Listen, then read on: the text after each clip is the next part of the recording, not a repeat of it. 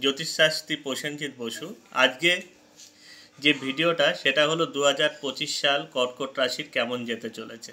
যেসব কর্কট রাশির জাতক জাতিকা আছেন তাদের ক্ষেত্রে বলবো, তাদের প্রধান অধিপতি গ্রহ হলো চন্দ্র।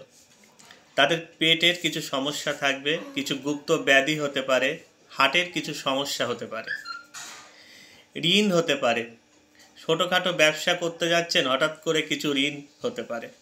কিছু মেন্টাল অবসাদ থাকবে, হঠাৎ করে একঘেয়েমি কোনো কিছু করতে গেলে কিছু মানসিক অবসাদের শিকার হতে পারেন। তবে বছরের লাস্টের দিকটা ভালো যাবে, ব্যবসায় উন্নতি হবে, পড়াশুনোয় কিন্তু আশানুরূপ রেজাল্ট হবে না। যারা শিক্ষার্থী তারা শুনে রাখুন, যতই চেষ্টা করুন আশানুরূপ রেজাল্ট কিন্তু আপনারা পাবেন না। তবে হাল ছাড়বেন না, পারলে একটা মুক্ত ধারণ করার চেষ্টা করুন। বাকি সব ঠিক আছে। ভালো থাকুন, সুস্থ থাকুন।